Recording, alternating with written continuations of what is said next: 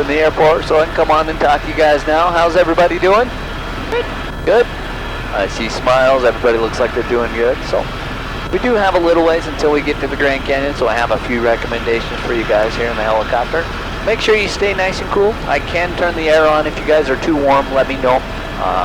The cooler you are here in the helicopter, the better you will feel. Also, make sure we look out in the distance as much as you can. Don't stare at your cameras or phones too much. If you stare at your cameras or phones, that's how people tend to get sick in the helicopter. We don't want that. We do want you guys to take a lot of good pictures. I don't mind if I'm in any of those pictures. I'll point out a few good pictures, but if you put me on social media, at least make up a good story about me, alright?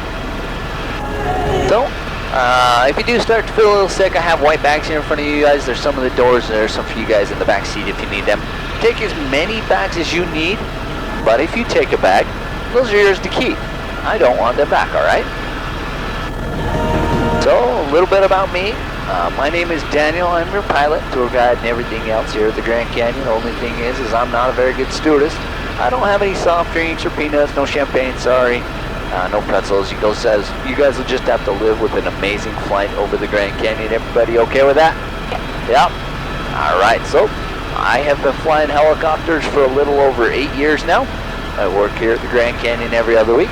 Then I go on a vacation every other week. So this is the best job with the best schedule ever. And I'm originally from Idaho. In the summer months, I still live in Idaho. Here in the winter, I live in Phoenix now. So I've turned into a snowbird at my age.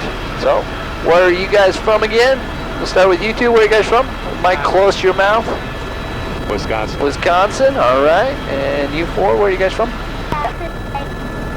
Real close to your mouth. South Australia. South Australia, all right. And John, where are you from? Have your mic real close to your mouth. Speak loudly. Quebec, Canada. Quebec, Canada. All right, everybody. For those of you from out of the States, welcome to the United States. And everybody, welcome to Arizona. Here in a minute, I will be welcoming you guys to the Grand Canyon.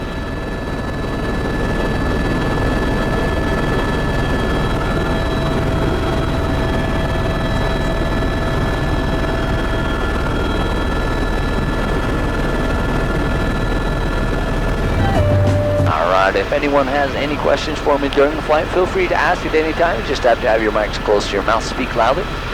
If I don't respond, I promise I'm not ignoring you. There's a few other aircraft out here in the Grand Canyon with us today, and I do have to talk to them once in a while. When I'm talking to them, I can't hear anything you guys say. So if you have a question and I don't respond to it, just wait a few seconds and ask me your question again. Hopefully I'll have something informative and good to say. I can't promise anything though. I am just a pilot after all.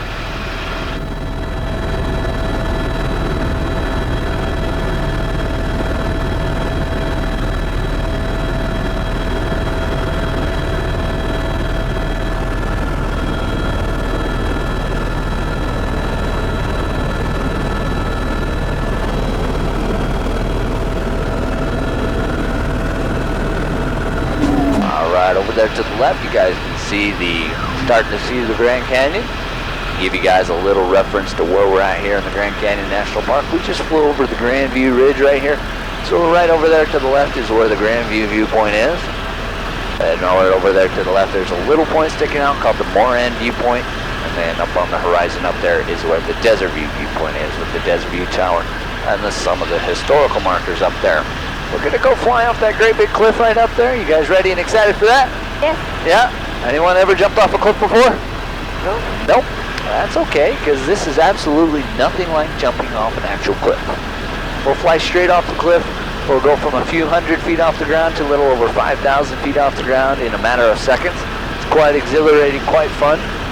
But I do have a little story about this. 9 years ago, before I became a pilot, I came and took the same tour you guys are on right now. My best friend Rick was flying the helicopter, and I was sitting back in this back left seat right there. And when we flew off the cliff, I screamed like a little girl. So if you guys scream, that is a natural reaction to flying off a cliff at about 140 miles an hour. However, I need to point out, I'm recording the whole entire flight. It's available as a DVD when you go right through the building. Keep in mind, all the audio from here in the helicopter is the audio on the DVD. So if you scream too much, you guys in the back seat, all these people in the front will have evidence of you guys screaming in the back. It's always guys that scream the most, so.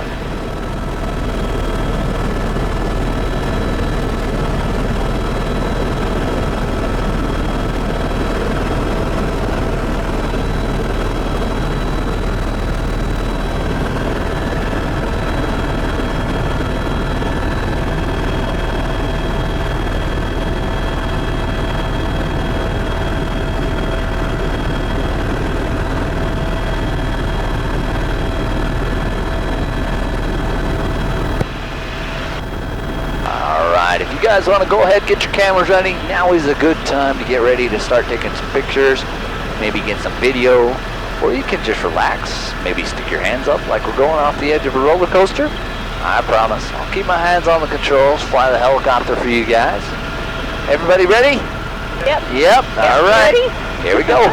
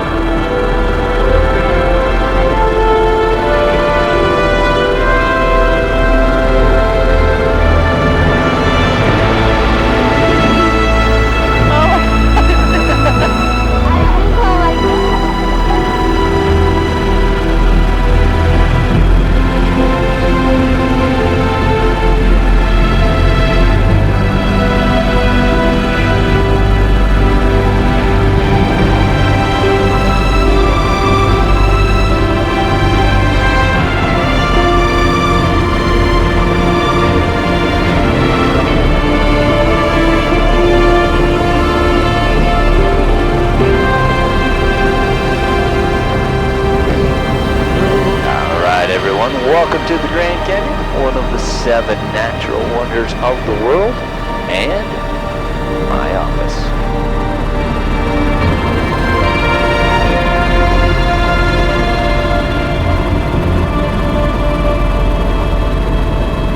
And right over here to the left, this point sticking up is the Vishnu Temple.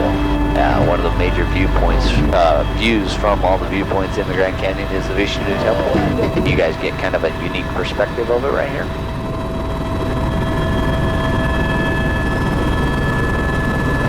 And down there in the bottom of the Grand Canyon, you guys can start to see the Colorado River. Colorado River originates up near Denver, Colorado in the high Rocky Mountains and flows all the way down to the Sea of Cortez in Mexico. A little over 1,400 miles or 2,100 kilometers long, which makes the Colorado River the 2nd longest river in the United States. We do have about 277 miles or 400 kilometers of river here in the Grand Canyon National Park. The Colorado River is about 300 feet or 100 meters wide on average, and it's usually 10 to 15 feet or 3 to 5 meters deep.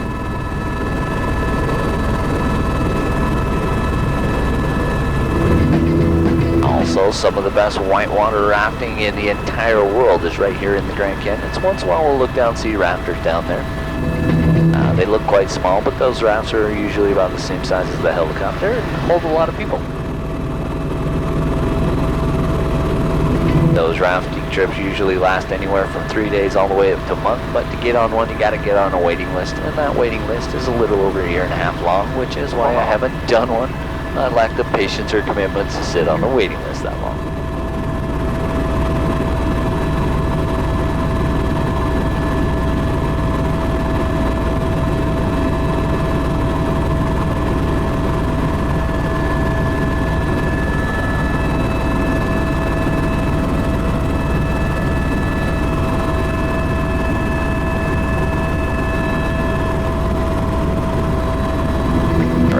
Of us, you can see that black mound of dirt down at the bottom of the canyon. That is the Chuar lava hill. It's made up of volcanic rock and is the end of a lava flow that happened thousands of years ago. You can actually see the black line of lava that came into the canyon. Scientists say it flowed across the river and dammed it off for a few thousand years, but after a few thousand years of erosion, the river cut through the lava and returned back to its original flow.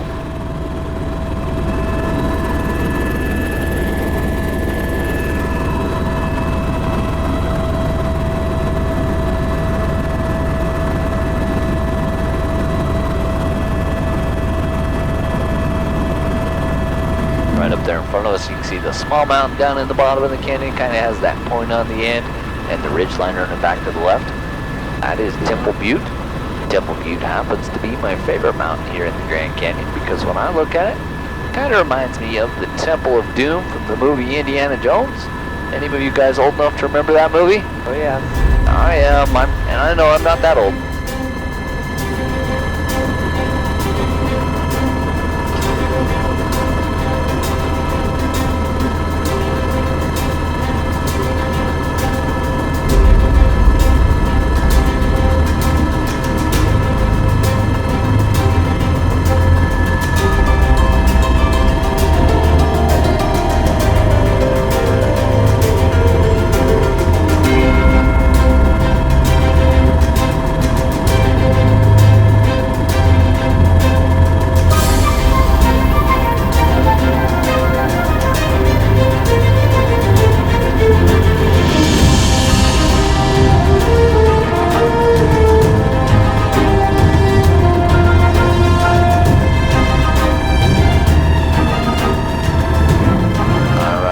Through the canyon, there's a few other points I want to point out to you guys. Over there to the left is called Gunther's Castle, kind of sticking up there at the end of the ridgeline.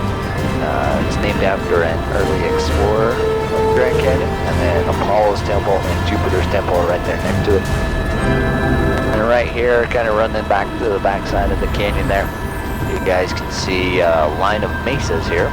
The first one is the Chuar Butte, and then Qui-Gon Butte, and then Nanquit Mesa down there in the distance.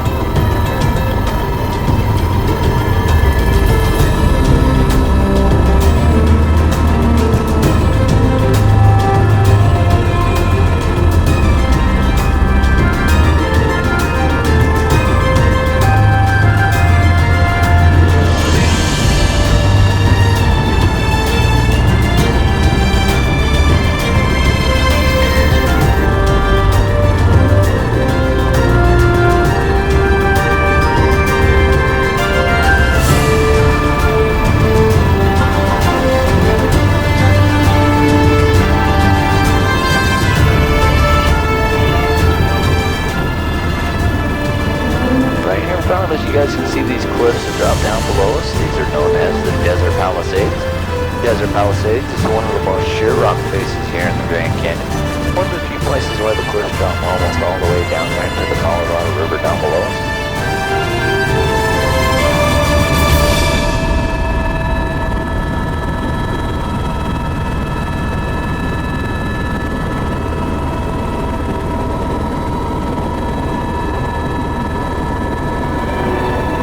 Straight out in front of us and in the distance, you guys can see what's called the Painted Desert. Painted Desert gets its name from the colors. Looks like someone kind of took a paintbrush and painted across the desert with it. That is also the home of the Navajo Indian Reservation. Navajo Indian Reservation is the largest Native American Indian reservation here in the United States.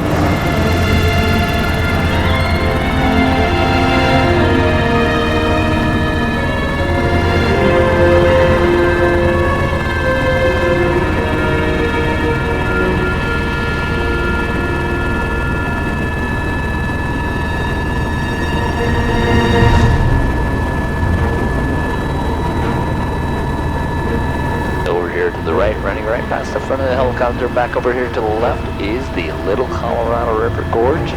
Little Colorado River Gorge is its own unique canyon that flows into the Grand Canyon, so it's considered a tributary and not actually part of the Grand Canyon itself.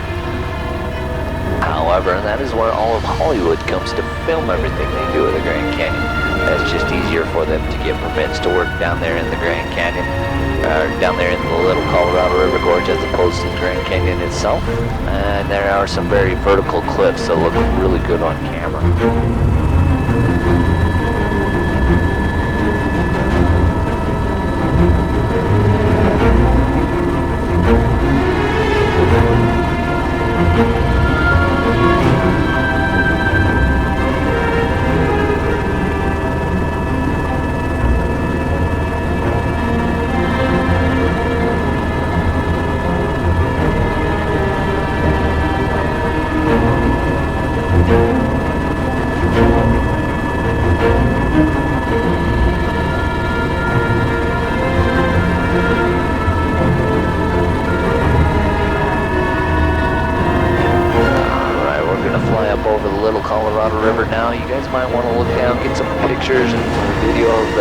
Colorado River because it has a very unique color.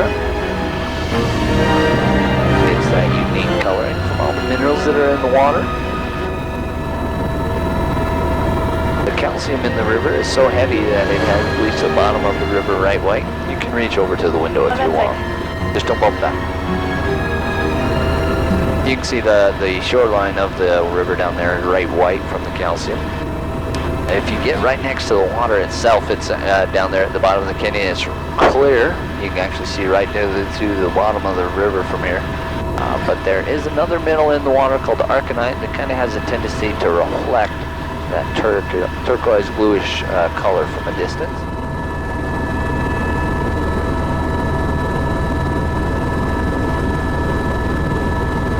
The Native Americans call the Little Colorado River the Frozen River. They say looking from the cliff's edges down there at the water, it looks like it's frozen solid and not moving.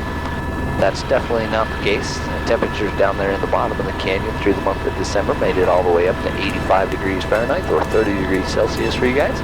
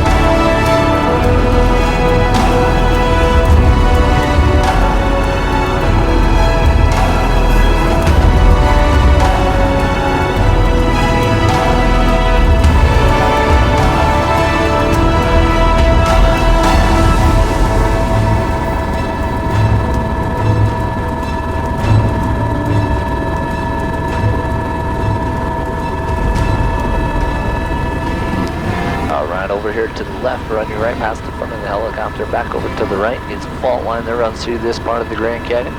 The fault line is pretty easy to see because most of the layers in the canyon lay kind of horizontally like they're stacked up on top of each other. But the fault line has very vertical lines coming straight up out of the ground. This is known as the Butte Fault Line. Butte Fault Line is one of the major contributing factors for making the Grand Canyon what it is today. So it wasn't just the Colorado River that made the Grand Canyon. Underneath this fault line there are two tectonic plates that come together. They have a tendency to shift and move underneath the surface. And that's actually what's helped make the Grand Canyon what it is today.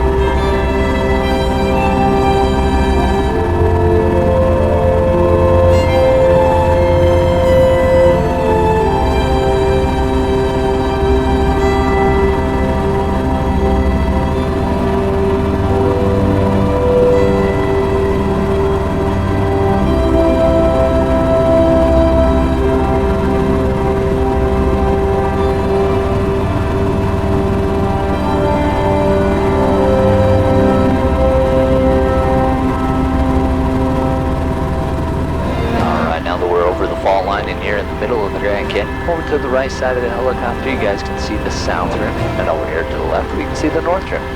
From here, we can see that the north rim is quite a bit higher than the south rim. On average, it's about 1,500 feet, or 500 meters higher on the north rim than the south rim is. So it's usually 10 to 15 degrees cooler up there. Has a lot more moisture throughout the year, and is very forested on the north rim, whereas the south rim is very arid desert, very dry climate. You can see it's quite warm out there, even compared to the north rim. Has some snow up there.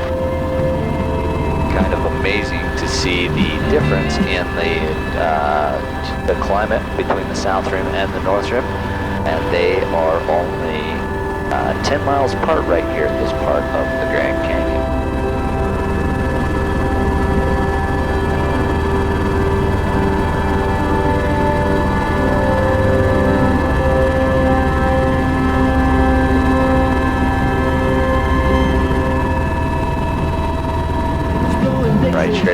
us, you can see some cliffs that kind of slope down to the right. That, known as Boundary Ridge, marks the official beginning of the Grand Canyon and the end of what we know as Marble Canyon. So everything northeast of there is considered Marble Canyon. You can see it opens up quite a bit here into the Grand Canyon. Even though Marble Canyon is quite a bit smaller and narrower, it does have some pretty cool places to visit if you get a chance, like Lee's Ferry and Horseshoe Bend are a few.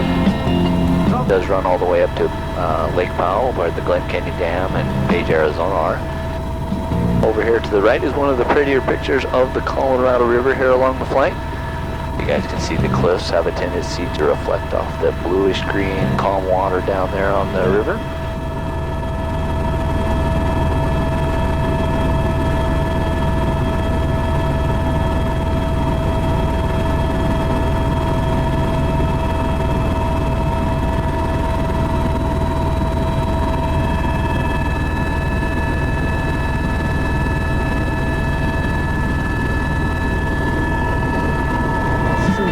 What kind of animals? Occasionally they find some wild burros, deer, coyotes, a lot of rattlesnakes and tarantulas, creepy crawly things. Over by the Supai village they have a herd of wild goats in the canyon. Most of what we see is mostly birds. There are California condors in the area. And this time of year, occasionally we do see a bald eagle because they do migrate down into far. No kangaroos. No kangaroos.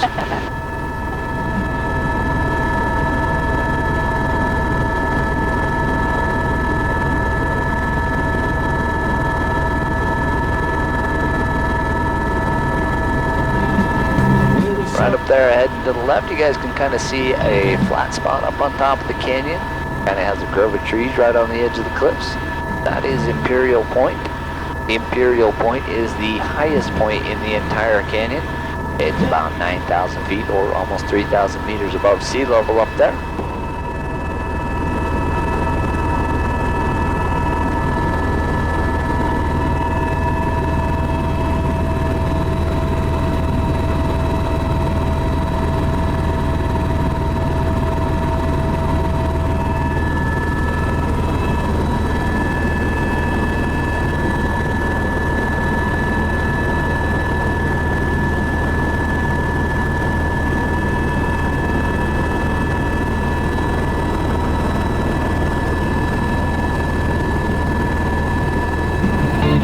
Right up here in front of us. You can see that rock face sticking up like a thumb sitting on the ridgeline.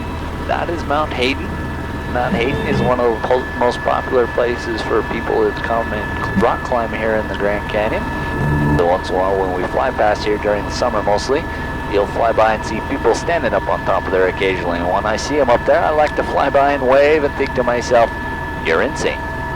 Because believe it or not, I'm actually scared of heights.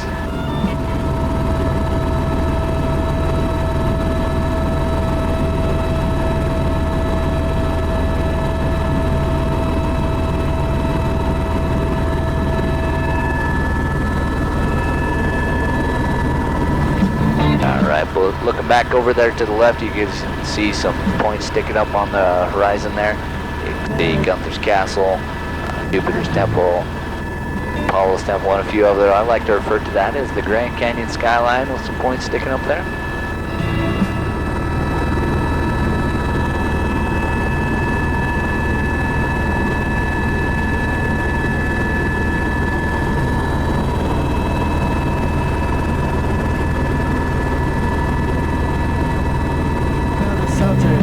As we get back in here to the North Rim, you can see we got quite a ways to climb to get up over the North Rim, and right now we're at the same altitude as when we're quite a ways above the South Rim.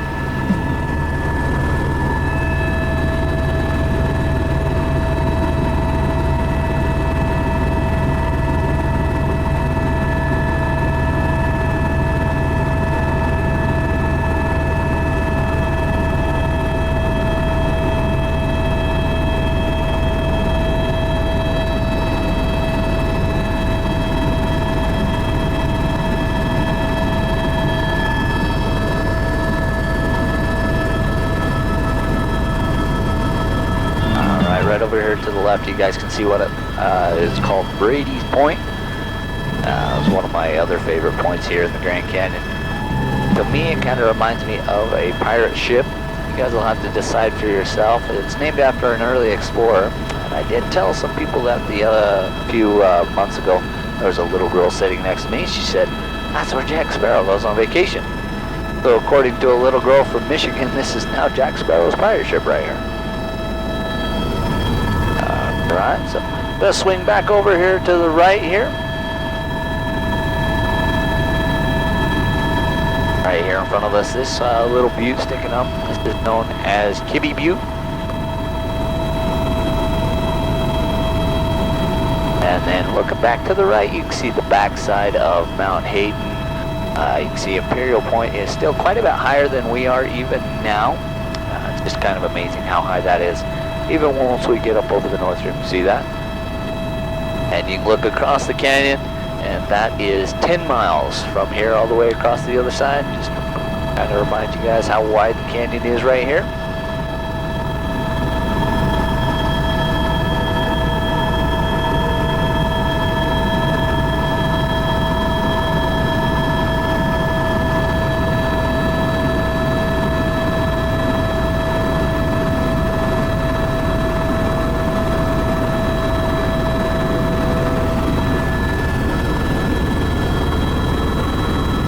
Everyone, welcome to the North Rim. If you quickly look to the left, we can see the Bright Angel Canyon. The Bright Angel Canyon is the widest point in the entire Grand Canyon. It's 18 miles or 27 kilometers from this point, all the way across the other side of the canyon there.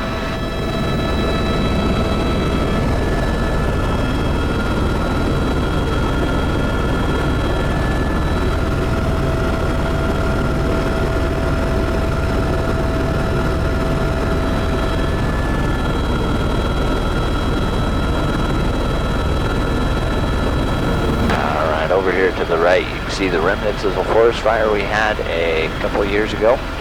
Heading to the left of the forest fire 4 years ago. Here at the Grand Canyon National Park, if a forest fire starts naturally and it's not threatening any buildings, it's allowed to burn. Both of these were started by lightning, and there's no buildings up here, so these are completely natural forest fires. Down there below us, you can see a lot of little white trees sticking up. Those are quaking aspens. They're already starting to grow back just 4 years after such a major forest fire. A lot of those trees are already 15 feet tall. Kind of amazing how much is already growing back. I know they do look dead right now, but they're just dormant for the winter time. They will come green again come springtime.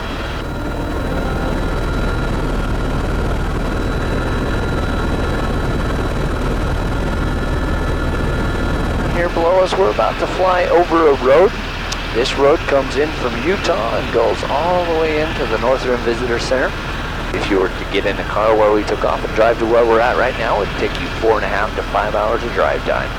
Maybe a little bit quicker if you were in a Corvette or a Porsche or something fast like that. Then you got to watch out for police officers.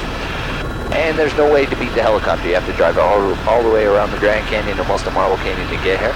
We've only been flying for 31 minutes and 45 seconds right now.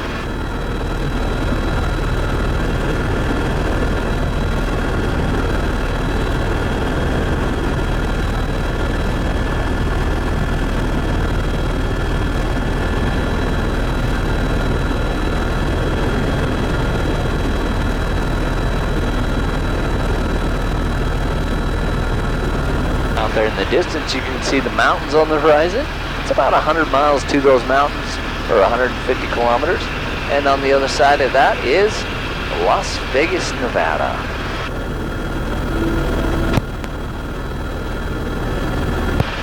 Las Vegas is quite warm. It's surrounded by sand and desert, and they plant palm trees there. It's kind of amazing how close we are to Las Vegas. And we're surrounded by pine trees, a little bit of snow down there on the ground. Wildlife is quite a bit different here on the North Rim also. We have animals like elk, bison, California black bears, mountain lions, and bobcats up here on the North Rim.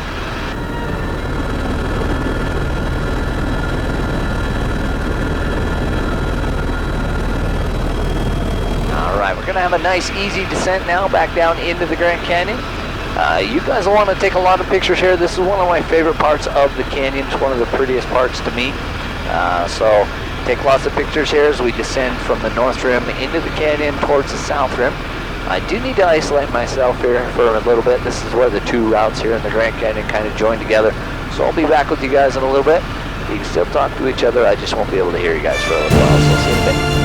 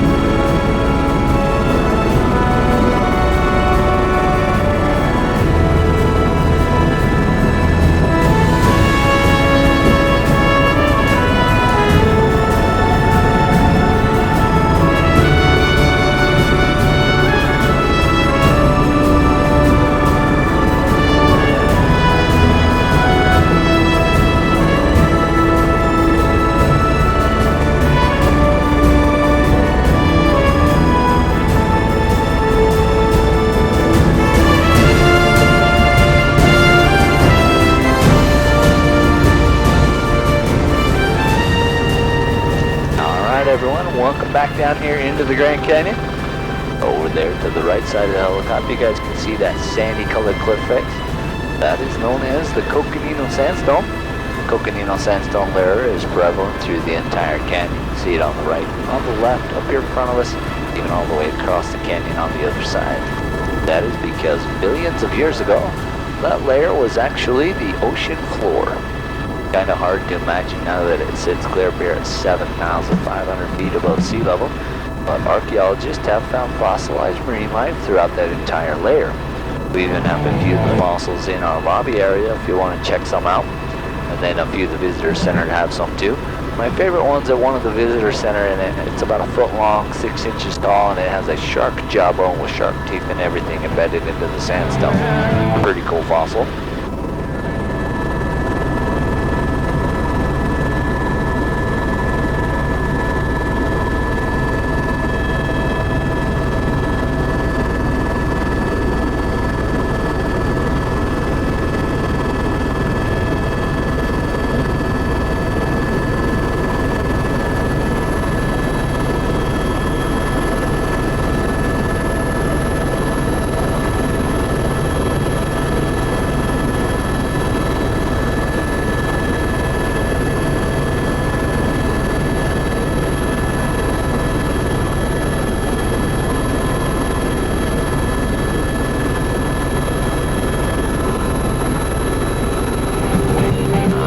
To the left, you can see this great big mountain that comes up out of the bottom of the canyon. It's known as Shiva's Temple. Shiva's Temple, as you can see from the other side of the canyon and all the viewing points, it is also the largest freestanding mesa in the entire canyon. Explorers even found remnants of people who used to live up on top of there, known as the Anasazi Indians. Anasazi Indians are actually ancestors to about 90% of the Native Americans that still live in this area today.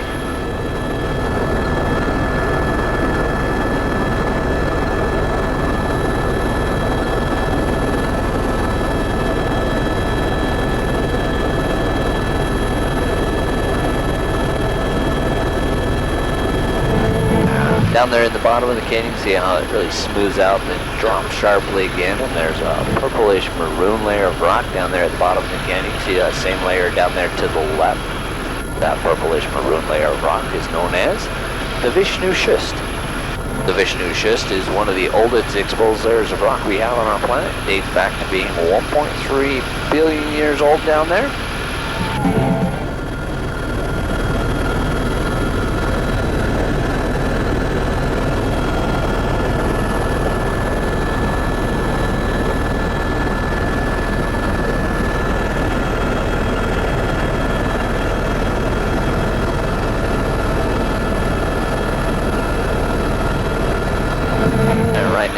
flying over a point called the Tower of Rock. You notice a lot of the points in the Grand Canyon have names from different cultures. That's because in the 1800s, a man named Charles Dutton was in charge of exploring and charting the Grand Canyon. And he believed it was such an amazing place it should be shared with the entire world. So he named a lot of the points after different cultural icons or gods from history. And then a few of the other points got named after people who helped him explore the Grand Canyon.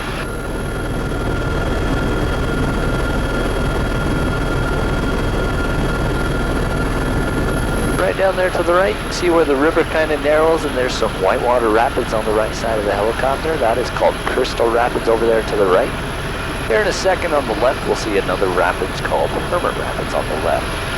Crystal Rapids and Hermit Rapids are two of the biggest and best rapids we fly over here in the Grand Canyon.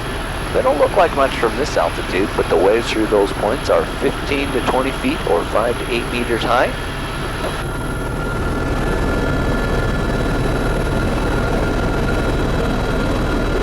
They have measured the water on high water years. The river, those waves will get up over 30 feet high or over 10 meters. At that point, they shut down the river rafting. They say, we don't care how crazy you think you are.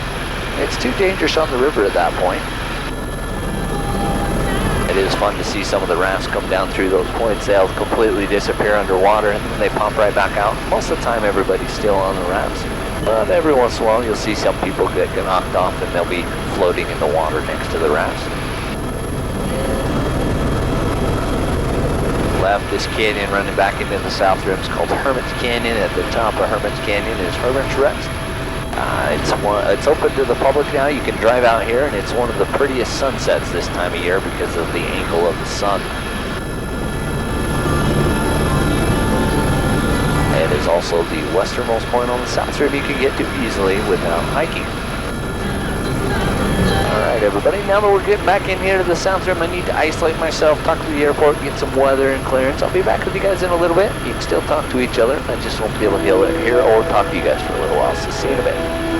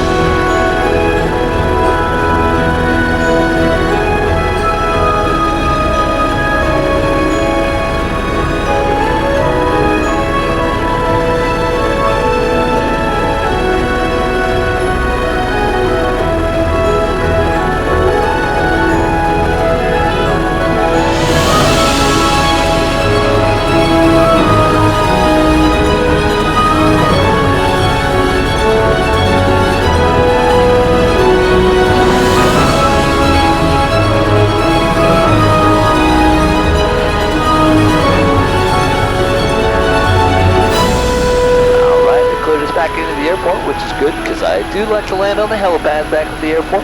Thank you guys so much for coming and flying with me here, Maverick Helicopters. We're glad you guys chose to come and fly with us. Hopefully you guys had an amazing personal experience, saw the best parts of the canyon, got some good pictures, had a great time. Hopefully the music was good. The jokes were, yeah, okay, but you guys had fun, right? Cool. All right, anyone have any questions as we're headed in here? Where did you say the good place to see the sunset from? Hermit's Rest out here this way, and a few of the other viewpoints. Most of the viewpoints are pretty good, but my favorite this time of year is Hermit's Rest. Any other questions? No? All right. As we're headed in here, I want to remind you guys I recorded the flight, available as a DVD if you want that. Also, I do need you guys to please stay in your seats, seatbelts on up, and the doors closed. We'll be back on the ground in just a little bit. I need to isolate myself here in the airport, so I need you guys to just stay where you're at. Once we're on the ground, I need to shut down the helicopter completely, so just stay in your seats, seatbelts on up and the doors closed, then we'll get off and take some pictures. Stay together as a group. I'm happy to take pictures for you guys or whatever you want, so just remember, stay in your seats, seatbelts done up, and the doors closed. We're back on the ground in just a little bit. You guys enjoy the rest of the flight, a little bit of music, and I will see you guys on the ground, alright?